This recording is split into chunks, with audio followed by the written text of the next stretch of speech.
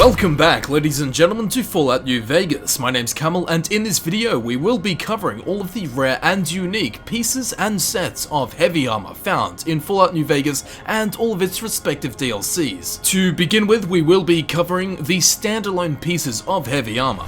And first up, we have Legates Helmet with a damage threshold of 4, a value of 250, a weight of 2, and item health of 100. Effects are not applicable as it has none. Location: it can be found on Legate Lanius at Legate's Camp.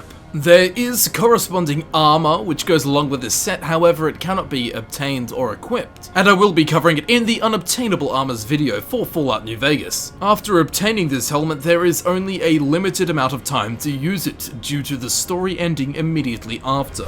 Next up, we have the armor of the 87th Tribe with a damage threshold of 22, a value of 6,495, a weight of 35, an item HP of 3,000. Effects: plus 3 to crit chance, plus 10 to AP, and plus 1 to Charisma. It can be found in dry welds worn by Centurion Gaius Magnus, which does require you to have the Lonesome Road DLC installed. It's a full suit of heavy gauge steel with a light green and yellow tint, and the Bull of Caesar's Legion is painted onto the front and the back of the breastplate. The Roman numerals 487 LXXXVII are spelled out down the back right of the armor. This armor has a massive amount of item health points, more than any power armor in the game. And even though Caesar's Legion's symbol is painted on both the front and the back of this armor, it is not considered faction armor.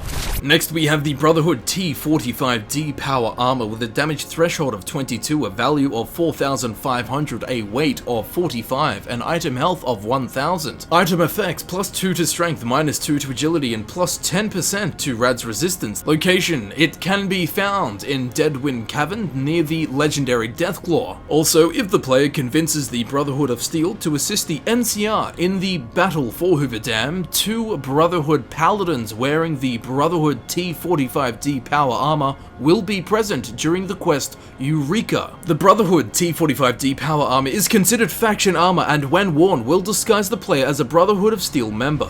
Next up, we have the Brotherhood T51B power armor with a damage threshold of 25, a value of 5,200, a weight of 40, an item health of 2,000. Item effects: plus 1 to strength, plus 25% to rad's resistance. The Brotherhood T51B power armor does have various locations that it can be found. Inside the Hidden Valley bunker, it can be pickpocketed from Head Paladin Harden if he becomes Elder, as he will not wear it anymore. It can be found on the bodies of Paladin Hughes and Paladin Fairbanks, who can be found in a radioactive crater to the southwest of Black Mountain. 2 of them can be found just outside the base at Nellis Air Force Base. 2 can be found on the 3rd floor in the Repcon headquarters. 4 more can be looted from dead paladins depending on how Veronica's quest I Could Make You Care is finished. It can also be attained from the Hidden Valley bunker if the courier has the Mr. Sandman perk and kills sleeping paladins. And finally, it can also be pickpocketed from sleeping paladins inside the Hidden Valley bunker, as they will remove it while they sleep. And finally, for the standalone pieces of heavy armor in Fallout New Vegas, we have the Scorched Sierra power armor with a damage threshold of 24, a value of 6,500, a weight of 40, an item health of 1,600. Item effects: plus 2 to HP, plus 1 to strength, and plus 25% fire resistance. Locations: it can be found in the Long 15 on the body of Colonel Royce, which does require you to have the Lonesome Road DLC installed. It should be noted, however, that the player needs to nuke the NCR at the end of the Lonesome Road quest line to open up the Long 15 and gain access to the armor. The armor's listed effect of plus 2 to HP actually grants the wearer regenerative health at a rate of 2 health per second. The bear head doesn't appear to be a mutated bear's head, which is strange seeing as in how most, if not all, bears in the Fallout universe are mutated. And there is a respective Scorched Sierra power helmet to go with this set, however it's a cut item, therefore it is an unobtainable piece of armor, and I will be covering it in the unobtainable armors video for Fallout New Vegas.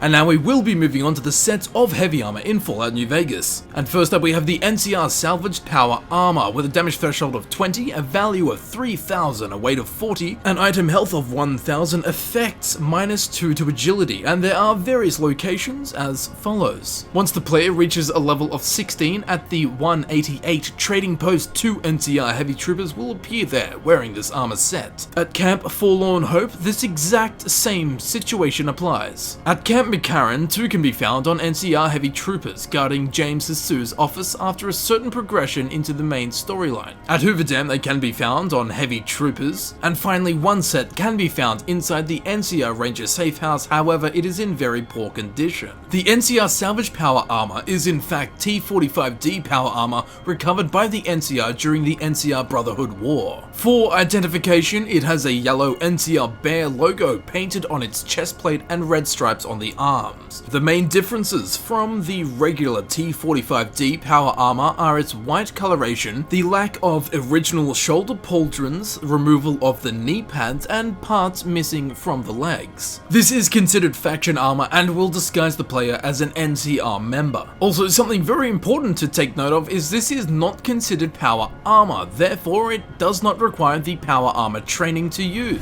And of course the second piece in this set is the NCR Salvage Power Helmet, with a damage threshold of 4, a value of 1200, a weight of 5, an item health of 75, effects are not applicable, and the locations are exactly the same as the previously covered NCR Salvage Power Armor.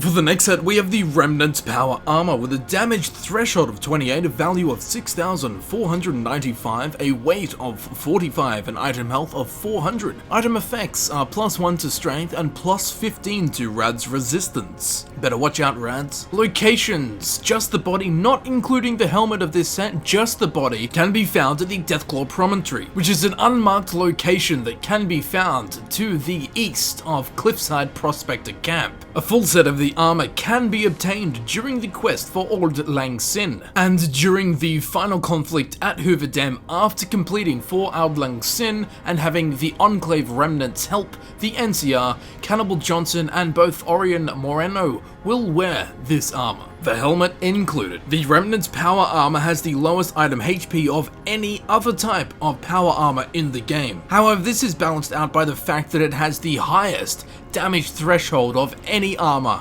in the game. It was issued primarily to Enclave troops operating on the United States mainland, with the Enclave insignia prominently displayed on the breastplates, while rank indicators were usually painted on the shoulders of the armor. All humanoid companions can wear this set of armor. Also, this armor is not associated with any faction and will not spur any particular faction to attack you based on the armor that you're wearing, this Remnant's power armor. Even though the NCR actively persecutes and hunts down any Enclave remnants or direct descendants of them. And of course the second half to the set, the Remnant's Power Helmet with damage threshold of 8, a value of 2800, a weight of 5, an item health of 75. Effects +1 to Charisma and +5 to Rad's Resistance. The locations are the same as the locations for the Remnant's Power Armor, subtracting of course the Deathclaw Promontory where only the body can be found, and with the addition of Silver Peak Mine where just this helmet can be found.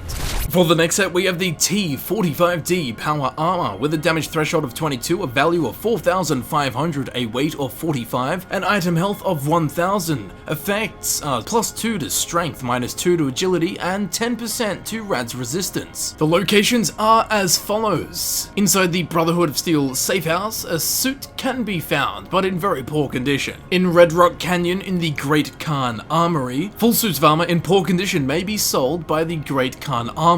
Inside the Hidden Valley Bunker, Night Taurus may sell these sets of armor depending on her merchant inventory. If you loot her key through the wall, you can enter her armory through a door below the floor where 4 suits of armor and 3 helmets can be stolen. There is also a set in the Elder's private quarters. At Hoover Dam, Quartermaster Barden often sells a couple sets of this armor. The armor can also be obtained after finishing either of the quests, Still in the Dark or Eyesight to the Blind. At the end of those those quests, the courier is invited to join the Brotherhood of Steel and will receive a low-condition suit of armor as well as power armor training. In Old World Blues, it may be sold in the Sink, and in the Lonesome Road DLC, it can be found in Dry Wells, and it can also be located in the Courier's Mile. Interestingly, this armor, the T45D power armor, although not being the Brotherhood T45D power armor variant, it still has the Brotherhood of Steel insignia on it. Whether this was intentional or not is unknown.